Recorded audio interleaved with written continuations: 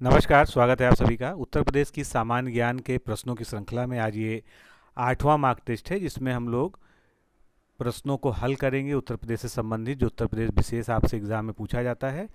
और ये प्रश्न सभी नए तरीके से लिखे गए हैं, नए पैटर्न के अनुसार उनकी व्याख्या को विस्तृत तरीके से यहाँ पर प्रस्तुत किया जा रहा है, जिससे उत्तर प्रदेश में आप कोई भी एक दिवसीय परीक्षा दे रहे हो, वहाँ पर आप जो है इन प्रश्नों के माध्यम से जो है काफ़ी सारे प्रश्नों को हल कर पाएंगे।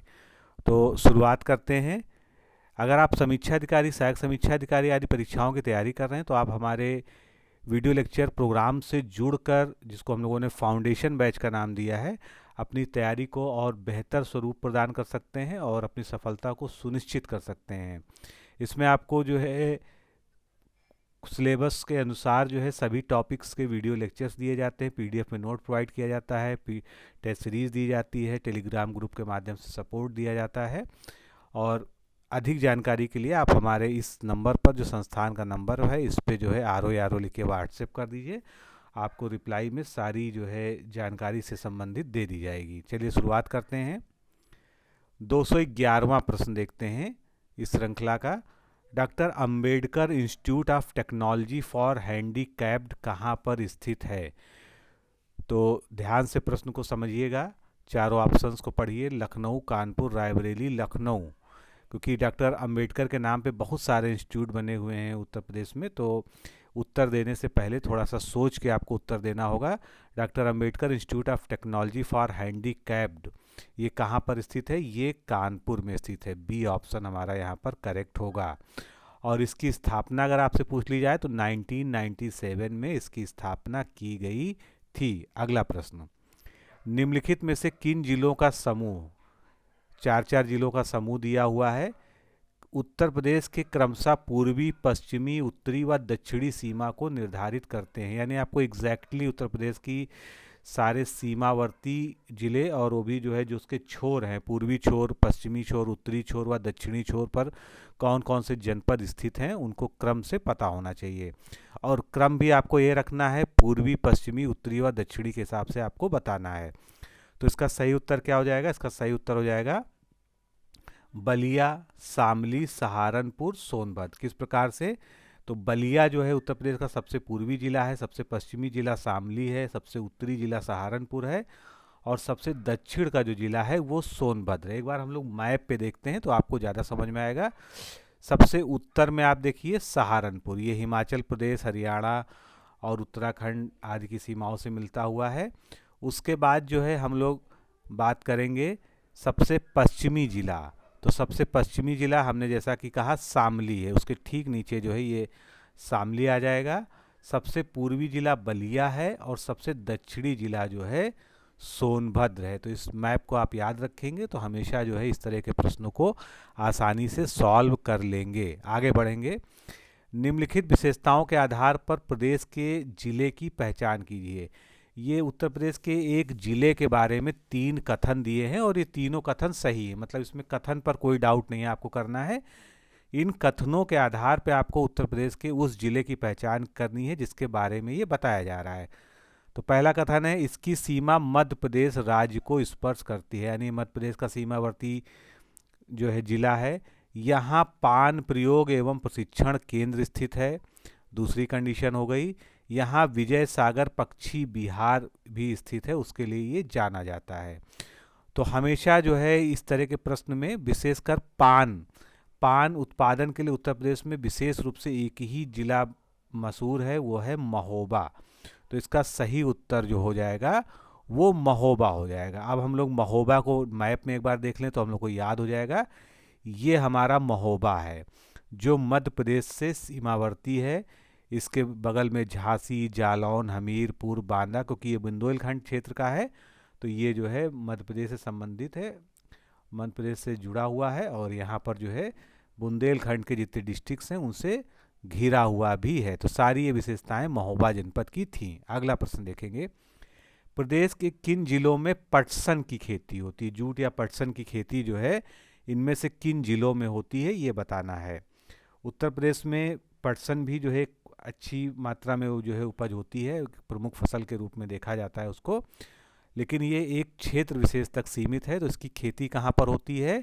गोरखपुर और देवरिया वाले जो है, जो पूर्वांचल के क्षेत्र हैं, यहाँ पर जो है जूट कपास के बाद खेती के उपयोग की दृष्टि से प्राकृतिक रेशों में से एक है। प्रदेश के देवरिया व गोरखपुर जिलों में जूट पटसन की खेती की जाती है। ये उत्तर प्रदेश की प्रमुख फसलों में से एक है। अगला प्रश्न, देवरी। देवरी एक जो है लोकगीत है, और ये लोकगीत उत्तर प्रदेश के किस क्षेत्र का है? यहाँ पर कोई जिला नहीं दिया है, आपको क्षेत्र दिए हैं, जैसे पूर्वांचल, रोहिलखंड, बघेलखंड या बुंदेलखंड। तो किस क्षेत्र से संबंधित है ये देवरी, ये आपको बताना है। तो देवरी लोकगीत जो है बुंदेलखंड क्षेत्र से संबंधित है। डी ऑप्शन हमारा यहाँ पर बिल्कुल करेक्ट होगा। इसके अलावा भी कई सारे बुंदेलखंड के विशिष्ट लोकगीत हैं। देवरी, अहीर, बरेदी, गवेली, ढोसी, ये सभी जो है वहाँ के आदिवासी समुदाय द्वारा गाए जाने वाले बुंदेलखंड क्षेत्र के लोकगीत हैं। दोहों पर आधारित यह लोकगीत दिवाली पर्व के दौरान युवा लड़कों द्वारा गाया जाता है, जो मोर पंख के साथ तैयार होके गाते हैं इसको। किस गीत की बात हो रही है? देवरी की। इसमें राधा कृष्ण, भक्ति व वीरता का विषय भी शामिल है। अगला प्रश्न, प्रदेश में गंगा, यमुना तथा उनकी सहायक नदियों के बाढ़ वाले क्षेत्रों में प्लाइस्टोसीन युग में निर्मित बलुई मिट्टी के 10-12 फीट ऊंचे टीलों को क्या कहा जाता है? बहुत ही स्पेसिफिक क्वेश्चन है, और इसके लिए आपको जो है थोड़ा सा सोच समझ के उत्तर देना पड़ेगा। ये 10-12 फीट के ऊंचे बलुई मिट्टी के टीले बन जाते हैं, और ये प्रदेश में गंगा, यमुना तथा उनकी सहायक नदियों के बाढ़ वाले क्षेत्र में जो है पाए जाते हैं। इनको क्या कहा जाता है? इनको कहा जाता है भूड़। ए ऑप्शन हमारा करेक्ट होगा। भूड़ जो है हल्की दोमट एवं मिश्रित बलुई मिट्टी होती है। ये एक मिट्टी का भी प्रकार है, उसके जो टीले बन जाते हैं ऊंचे ऊंचे, ये जो है पाए जाते हैं। अगला प्रश्न, गंगा नदी उत्तर प्रदेश के किस जिले से प्रवेश करती है? तो आप जानते हैं गंगा नदी का उद्गम जो है उत्तराखंड में होता है, और उसका प्रवेश जो है उत्तर प्रदेश में किस जिले से होता है? चारों ऑप्शंस को ध्यान से पढ़िएगा। मुजफ्फरनगर, रामपुर, बिजनौर या सहारनपुर। कहाँ से गंगा नदी प्रवेश करती है? बिजनौर से प्रवेश करती है। सी ऑप्शन यहाँ पर करेक्ट है। गंगा नदी का उद्गम गोमुख यानी जो गंगोत्री हिमनद है उससे होता है। हरिद्वार से गंगा नदी मैदानी क्षेत्र में प्रवेश करती है, लेकिन उत्तर प्रदेश में जो है बिजनौर से जो है गंगा नदी का प्रवेश होता है उत्तर प्रदेश में, और कन्नौज के निकट गंगा नदी में राम गंगा आकर मिल जाती है। इसके बारे में थोड़ा सा और जान लेते हैं। नदी तंत्र से प्रायः क्वेश्चन पूछे जाते हैं, तो ये गंगा नदी तंत्र का यहाँ पर जो है आपको मेरे द्वारा बनाया गया एक डायग्राम है, इसको समझाने के लिए जो है, तो संतोपथ हिमानी है, जहाँ से धौली गंगा और विष्णु गंगा का उद्गम होता है। इन दोनों का जो मिलन होता है वहाँ विष्णुप्रयाग नामक जगह पे होता है। ये सभी उत्तराखंड में हो रहा है। विष्णुप्रयाग से जब धौली गंगा और विष्णु गंगा मिलके आगे बढ़ती है तो इसको हम अलकनंदा नदी के नाम से जानते हैं। फिर अलकनंदा नदी नंद प्रयाग नामक जगह पे नंदाकिनी नदी इसमें आके मिल जाती है। उसके बाद जो है अलकनंदा आगे बढ़ती है, इसमें कर्णप्रयाग नामक जगह पे पिंडर नदी मिल जाती है, इसको पिंडार भी कई जगह लिखा रहता है। कर्णप्रयाग से जो है अलकनंदा आगे बढ़ती है रुद्रप्रयाग में, इसमें मंदाकिनी नदी मिल जाती है। उसके बाद फाइनली आता है देवप्रयाग, जो बहुत ही विशेष महत्व का है। प्रश्न हमेशा यहाँ से आता है। देवप्रयाग जाने से पहले गंगा नदी की एक प्रमुख धारा है भागीरथी नदी, जो केदारनाथ चोटी के उत्तर में गंगोत्री हिमानी के मुख से गोमुख से निकलती है। इसी को असली गंगा जो है कहा जाता है, क्योंकि भागीरथी इसका नाम दिया गया है। तो भागीरथी जो आती है वो देवप्रयाग में अलकनंदा से मिल जाती है, और इस संगम के बाद जो है गंगा नदी को अपना वास्तविक नाम जो गंगा है वो मिलता है। फिर ये ऋषिकेश से आगे बढ़ते हुए हरिद्वार पहुंचती है, हरिद्वार से उत्तर प्रदेश में प्रवेश करती है बिजनौर के थ्रू। अब यमुनोत्री से यमुना नदी निकलती है, जो बंदरपुच्छ जो है वहाँ पर ग्लेशियर पहाड़ी है वहाँ से निकलती है यमुना नदी। उसके उद्गम को यमुनोत्री के नाम से प्रसिद्ध जाना जाता है, जो उत्तराखंड का जो है एक प्रमुख जो है जो 4 धाम उत्तराखंड में वहाँ तीर्थ है, वहाँ से यमुना नदी निकलती है, उत्तर प्रदेश में इंटर करती है। उत्तर प्रदेश में यमुना कहाँ से प्रवेश करती है? सहारनपुर से प्रवेश करती है। तो इन सब पे काफ़ी क्वेश्चन बन जाते हैं। अब ये चार्ट है, इसको थोड़ा सा आराम से पॉज करके देख लीजिएगा। कौन सी नदी गंगा नदी में कहाँ पर मिलती है, उनका कहाँ पर जो है मिलन होता है। कभी कभी प्रश्न इस तरह से भी आते हैं, गंगा में बाएं ओर से मिलने वाली प्रमुख नदियाँ कौन सी हैं? तो बाएं ओर से मिलती हैं रामगंगा, गोमती, घाघरा नदी, गंडक नदी, बूढ़ी गंगा, कोसी नदी, महानंदा नदी और ब्रह्मपुत्र नदी। गंगा में दाएं ओर से मिलने वाली प्रमुख नदियां हैं यमुना नदी, टोंस नदी और सोन नदी।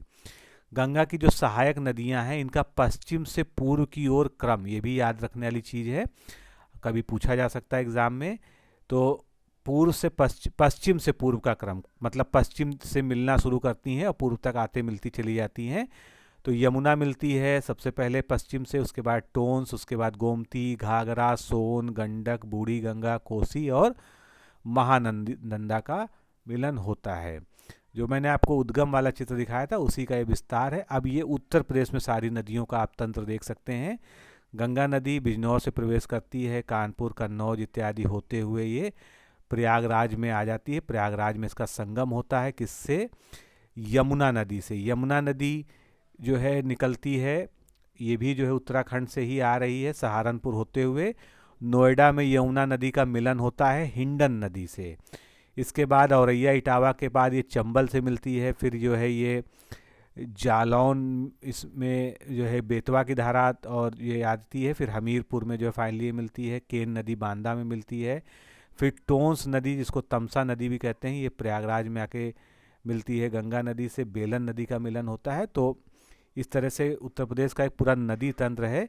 एक प्रश्न आपसे कभी पूछा जा सकता है, उत्तर प्रदेश में गंगा नदी कितने जिलों से प्रवाहित होती है? तो ये 28 जिलों से प्रवाहित होती है, ये आप जो है इसको याद रख सकते हैं। अगला प्रश्न देखेंगे, प्रदेश में प्रवाहित होने वाली हिंडन नदी किसकी सहायक नदी है? इसका उत्तर अभी ठीक पहले वाले प्रश्न में आपको दिया गया है। आपने अगर ध्यान से उसको सुना होगा तो आप तुरंत इसका उत्तर दे सकते हैं। हिंडन नदी किसकी सहायक नदी है? हिंडन नदी यमुना नदी की सहायक नदी है। हिंडन यमुना की सहायक नदी है, यह सहारनपुर जिले में ऊपरी शिवालिक श्रेणी से निकलती है। ये गंगा और यमुना के बीच लगभग 400 किलोमीटर तक बहती है।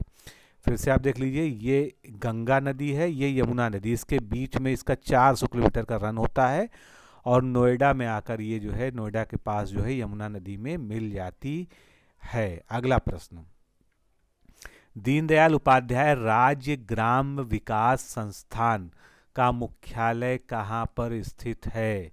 प्रयागराज, वाराणसी, आगरा या लखनऊ? तो आपको सही उत्तर बताना है कौन सा।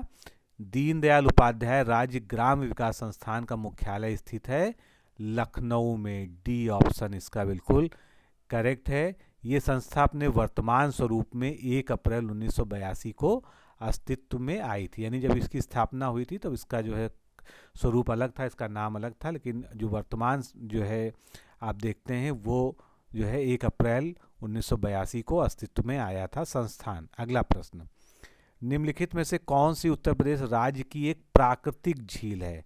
झीलें कई प्रकार की होती हैं, कृत्रिम होती है जो बांध वगैरह जहाँ पर पानी रुका जाता है वहाँ बन जाती हैं, या कुछ मानव निर्मित जलाशय होते हैं, लेकिन प्राकृतिक झील की बात की जा रही है जो बिल्कुल नेचुरल हो, जिसमें मानवीय हस्तक्षेप ना हो उसके बनने में। तो ध्यान से देखिएगा, बरुआ सागर, बेला सागर, कीठम झील और चित्तौरा झील में आपको बताना है कि प्राकृतिक झील कौन सी है। तो इसमें प्राकृतिक झील कौन सी है? चित्तौरा झील। डी ऑप्शन यहाँ पर बिल्कुल करेक्ट होगा। जितनी झीलें दी थी उनके बारे में जान लीजिए, बहुत सारे प्रश्न इस पर पूछे जाते हैं। तो बरुआ सागर झील की बात करते हैं, ये झांसी में बुंदेलखंड के किले के पास एक कृत्रिम झील है। महोबा में स्थित बेला सागर झील भी एक कृत्रिम झील है। आपसे पूछा जा सकता है कि बेला सागर कहाँ स्थित है, महोबा आपको बताना पड़ेगा। इसी तरह से बरुआ सागर आपसे पूछा जा सकता है तो झांसी आपको याद रखना होगा। कीठम झील जिसे सूर सरोवर के नाम से जानते हैं, अभी इसको आर्द्रभूमि के रूप में मान्यता भी मिली है, जिसे सूर सरोवर के नाम से जाना जाता है, ये आगरा में स्थित एक मानव निर्मित जलाशय है, यानी ये भी प्राकृतिक नहीं है। चित्तौरा झील जिसे अष्टवर्का झील के नाम से भी जाना जाता है, ये उत्तर प्रदेश की एक प्राकृतिक झील है। ये बहराइच शहर के पास लगभग 8 किलोमीटर दूर गोंडा रोड पर जितौरा या चित्तौरा गांव के पास स्थित है। अगला प्रश्न, निम्नलिखित में से किसे रोहिलखंड के मिनी कुंभ के रूप में जाना जाता है? यानी कुछ मेले दिए हैं जहाँ पर इतनी भीड़ होती है जिसको हम मिनी कुंभ कह सकते हैं, तो वो कौन सा जो है रोहिलखंड में लगने वाला जो है मेला है? ऑप्शंस को देखिए, बटेश्वर का मेला, नौचंदी का मेला, काकोरा का मेला और मकनपुर मेला। तो सही उत्तर इसमें से क्या है? काकोरा का मेला। ये जो है रोहिलखंड का मिनी कुंभ कहा जाता है। बाकी मेलों के बारे में जान लीजिए। पहले तो काकोरा मेला के जान लीजिए, ये बदायूं जिले में आयोजन होता है इसका। और बटेश्वर मेला आगरा में आयोजित होता है। नौचंदी मेला बहुत ही फेमस है, बहुत ही पुराना है। इसको उत्तर प्रदेश में गंगा यमुनी तहजीब का जो है वो माना जाता है, क्योंकि इसमें हिंदू मुसलमान दोनों ही जो है बहुत ही प्रेम भाव से शिरकत करते हैं। तो नौचंदी मेला लगता है मेरठ में। मकनपुर का मेला जो है ये लगता है बिल्हौर नामक जगह है कानपुर में। अगला प्रश्न देखेंगे, सीलाधर मृदा विज्ञान संस्थान, ये मिट्टी के मतलब सॉयल रिसर्च इंस्टीट्यूट है, एक उत्तर प्रदेश का एक प्रमुख संस्थान है। ये कहाँ पर स्थित है?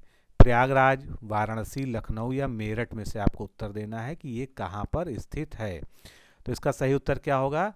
सीलाधर मृदा विज्ञान संस्थान प्रयागराज डिस्ट्रिक्ट में स्थापित है। अगला प्रश्न, मणि पर्वत, एक पर्वत है, ये किस जिले में स्थित है प्रदेश के? ऑप्शंस को ध्यान से देखिएगा, अयोध्या, चित्रकूट, सोनभद्र और ललितपुर। थोड़ा सा आपको कंफ्यूज कर सकता है, क्योंकि आपके हिसाब से जहाँ पर पर्वत नहीं हो सकता है ये उसी जिले में स्थित है, यानी कि अयोध्या में। अयोध्या को बिल्कुल प्लेन माना जाता है, लेकिन ये बहुत ज़्यादा ऊंचाई का पर्वत नहीं है, ये 65 फीट ऊंचाई है, लेकिन मणि पर्वत के रूप में जाना जाता है। और इसके पीछे कुछ ऐतिहासिक मान्यता है। इसकी मान्यता ये है कि जब भगवान हनुमान जी जो है संजीवनी बूटी लेकर जो है चल जा रहे थे, उस समय उसका एक छोटा सा हिस्सा जो है वहाँ पर गिर गया था, और लंका जाने के दौरान उसी का जो है ये अवशेष है। कुछ लोग का ये मानना है, मान्यता है। और कुछ विद्वान इसको बताते हैं कि ये बौद्ध ओरिजिन का है, यानी इसका बौद्ध धर्म से कोई संबंध वो जोड़ते हैं। अगला प्रश्न लेते हैं, कौन सा नृत्य पूर्वी उत्तर प्रदेश के अहीरों द्वारा मुख्यतः जन्माष्टमी और होली पर भगवान कृष्ण के सम्मान में किया जाता है? काफ़ी प्रसिद्ध नृत्य है, पूछा भी जा चुका है। तो ये अहीरों के द्वारा किया जाता है, पूर्वी उत्तर प्रदेश का नृत्य है। कौन सा नृत्य है ये? इसको कहते हैं हम नटवरी नृत्य। बी ऑप्शन हमारा करेक्ट है। तो नटवरी नृत्य पूर्वी उत्तर प्रदेश के हीरो द्वारा मुख्यतः जन्माष्टमी और होली पर नटवर, भगवान का नाम नटवर लाल भी कहते हैं, क्योंकि भगवान श्री कृष्ण काफ़ी नटखट थे और उनकी कई सारी लीलाएं हैं, इसलिए उनका एक नाम नटवर भी है। तो उनके सम्मान में आयोजित किया जाता है। इसके अलावा बाकी नृत्यों की बात कर लें, धोबिया नृत्य पूर्वी उत्तर प्रदेश में धोबी जाति द्वारा किया जाता है। इस नृत्य में एक नर्तक धोबी तथा दूसरा नर्तक गधा बनता है। पाई डंडा नृत्य बुंदेलखंड के अहीरों के द्वारा किया जाता है। तो ये सभी बार बार पूछे जाने वाले प्रश्न हैं जिनको आपको याद रखना है। अगला प्रश्न लेंगे, जनगणना 2011 के अनुसार उत्तर प्रदेश का न्यूनतम नगरीकरण प्रतिशत वाला जिला कौन सा है? यानी जहाँ पर नगरीकरण न्यूनतम है प्रतिशतता की दृष्टि से। देखिए ऑप्शंस को, बांदा, गाजियाबाद, मऊ और श्रावस्ती। तो इसका सही उत्तर है डी ऑप्शन, श्रावस्ती में न्यूनतम जो है नगरीकरण प्रतिशत है उत्तर प्रदेश में जनगणना 2011 के अनुसार। और सर्वाधिक कहाँ पर है? सर्वाधिक जो है नगरीकरण प्रतिशत गाजियाबाद में है। 67.6% जो है वहाँ पर शहरीकरण या नगरीकरण है, और न्यूनतम जो है श्रावस्ती में है 3.5। यानी आप ये कह सकते हैं कि यहाँ पर जो है जो ग्रामीण आबादी है उसकी प्रतिशतता बहुत ज़्यादा है। अगला प्रश्न, कौन सा एक मध्य पाषाण कालीन साक्ष्य प्रदेश के प्रतापगढ़ जिले से संबंधित नहीं है? यानी इनमें से 3 ऐसे स्थल हैं जो प्रतापगढ़ से रिलेटेड हैं, प्रतापगढ़ के स्थल हैं। एक मध्य पाषाण कालीन स्थल जो है जो प्रतापगढ़ से संबंधित नहीं है, वो आपको बताना है। सराय नाहर राय, चौपानी मोंडो और महदहा दमदमा, ये सभी आपने जो है एंशियंट हिस्ट्री में भी पढ़ा होगा। तो इसमें सही उत्तर है चौपानी मंडो या चौपानी मांडो, ये जो है प्रतापगढ़ जिले में नहीं है। सराय नाहर राय, महदहा, दमदमा ये सभी पाषाण कालीन स्थल जो है प्रतापगढ़ जनपद से संबंधित हैं। चौपानी मांडो प्रयागराज का मध्य पाषाण कालीन स्थल है, यहाँ से झोपड़ी व बर्तन के साक्ष्य प्राप्त हुए हैं। अगला प्रश्न, हथनी कुंड बैराज सिंचाई परियोजना उत्तर प्रदेश के किस जिले में स्थित है? हथनी कुंड बैराज सिंचाई परियोजना उत्तर प्रदेश के किस जिले में है, ये आपको बताना है। सोनभद्र, झांसी, हमीरपुर, सहारनपुर, ये आपके 4 ऑप्शंस हैं। तो इसका सही उत्तर है सहारनपुर, डी ऑप्शन जो है करेक्ट है। ये काफ़ी विशाल बैराज है, सिंचाई परियोजना है। हथनी कुंड जो है सिंचाई परियोजना उत्तर प्रदेश के सहारनपुर जिले में, ये बैराज 1872 में बना था, काफ़ी पुराना है।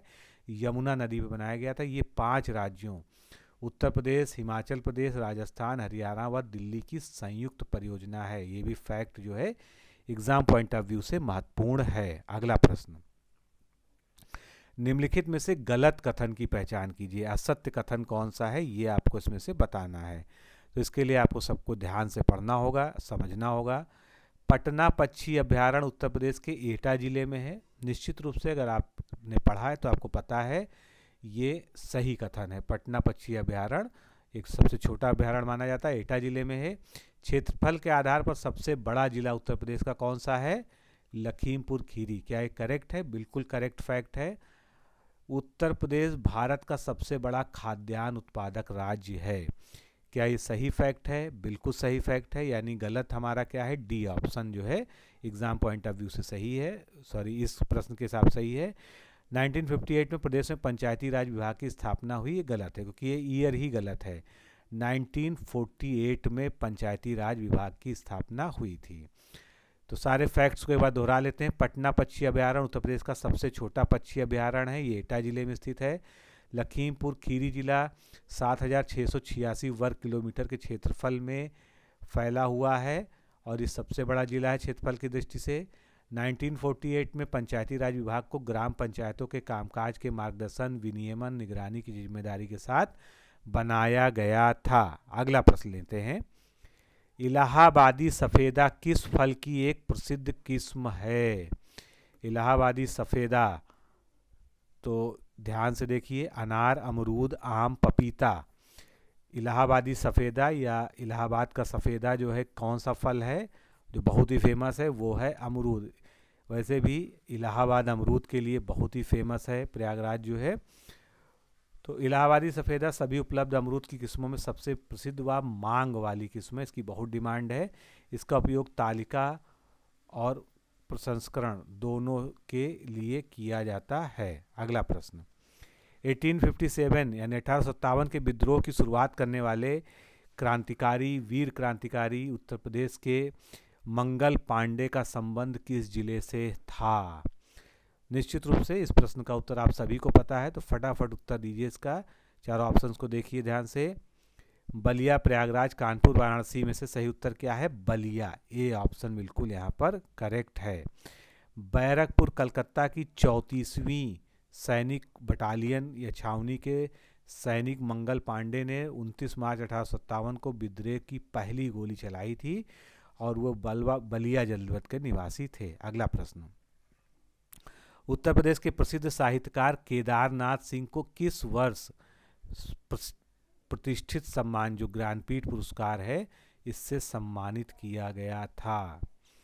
ईयर देख लीजिए, 2004, 13, 15, 18 दिया हुआ। सही उत्तर क्या हो जाएगा? 2013 में उन्हें ज्ञानपीठ पुरस्कार से सम्मानित किया गया था। उनकी प्रमुख रचनाएं जरूर याद रखिएगा, उत्तर प्रदेश के हैं और काफ़ी फेमस साहित्यकार हैं। जमीन पक रही है, यहाँ से देखो, अकाल में सारस, ये बहुत इंपॉर्टेंट है, पूछा जा चुका है। कल्पना और छायावाद, सृष्टि पर पहरा, मेरे समय के शब्द, ये सभी महत्वपूर्ण रचनाएं हैं साहित्यकार केदारनाथ सिंह जी की। अगला प्रश्न, नाथ नगरी के रूप में प्रसिद्ध है। नाथ संप्रदाय का एक बड़ा केंद्र होने के कारण कौन सा जिला नाथ नगरी के रूप में जाना जाता है उत्तर प्रदेश का?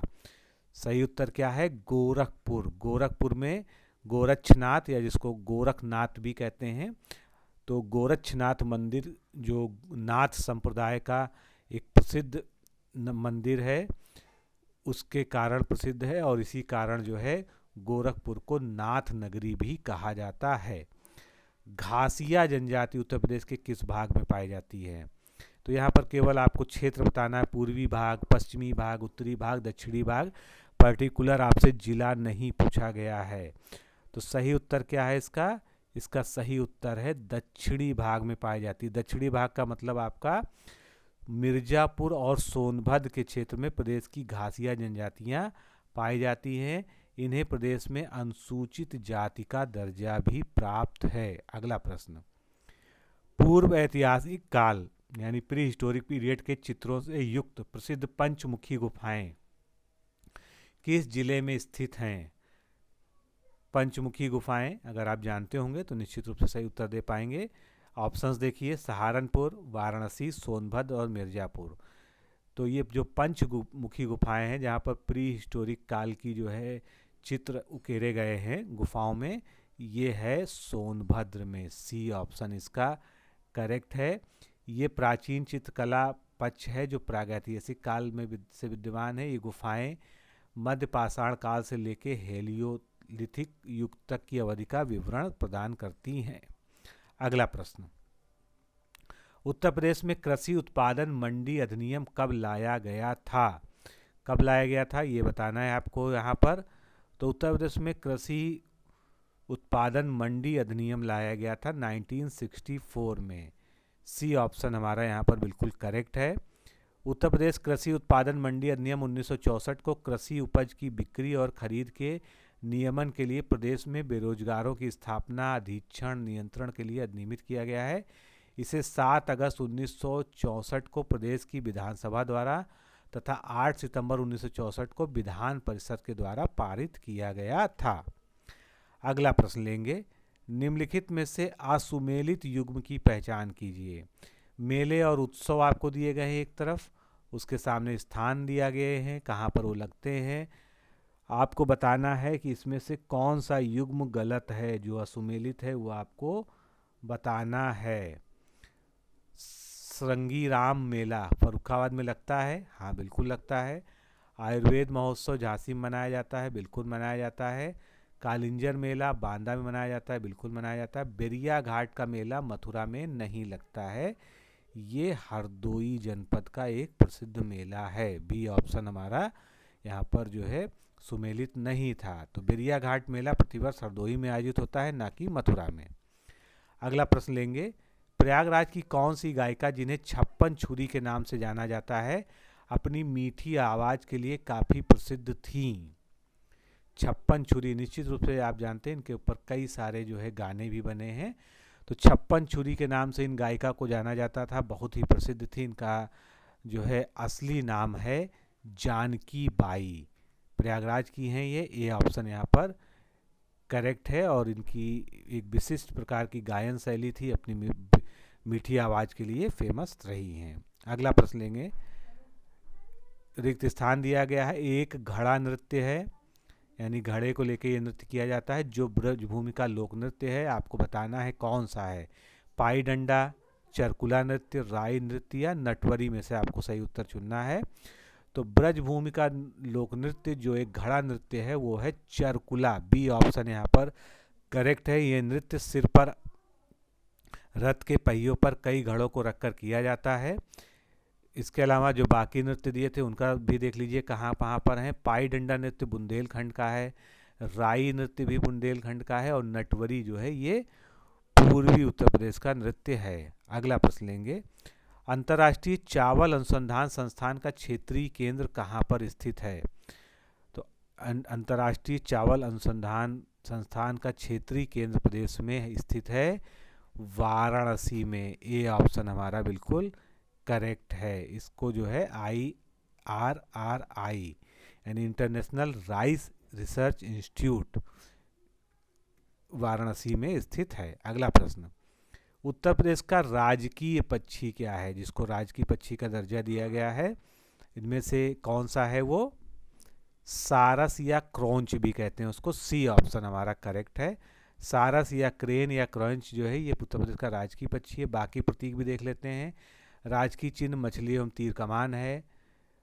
राजकीय पशु बारहसिंगा है। राजवृक्ष अशोक है। राजपुष्प पलाश है। यहाँ पर आप उसको चित्र के माध्यम से भी देख लीजिए जिससे आपको याद रहे। तो उत्तर प्रदेश राज्य का प्रतीक ये है। जितने भी इस राजकीय कार्य होते हैं वहाँ पर जो है ये आपने देखा होगा बना रहता है।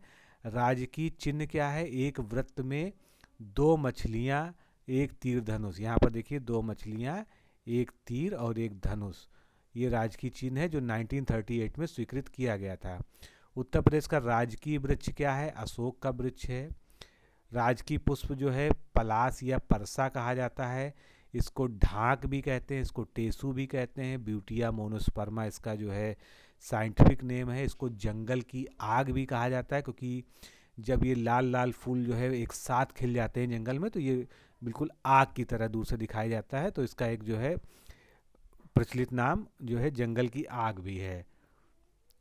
फ्लेम ऑफ फायर इसको इंग्लिश में कहते हैं, फायर ऑफ। उसके बाद जो है राजकीय पशु बारहसिंगा है। राजकीय पक्षी सारस या क्रॉन्च है। राजकीय भाषा उत्तर प्रदेश की हिंदी है 1947 से, और सेकंड राजभाषा, द्वितीय राजभाषा उर्दू है 1989 से। उत्तर प्रदेश का राजकीय खेल हॉकी है। तो दोस्तों इस तरह से आज हम लोगों ने 240 प्रश्नों को पूरा कर लिया है इस श्रृंखला में।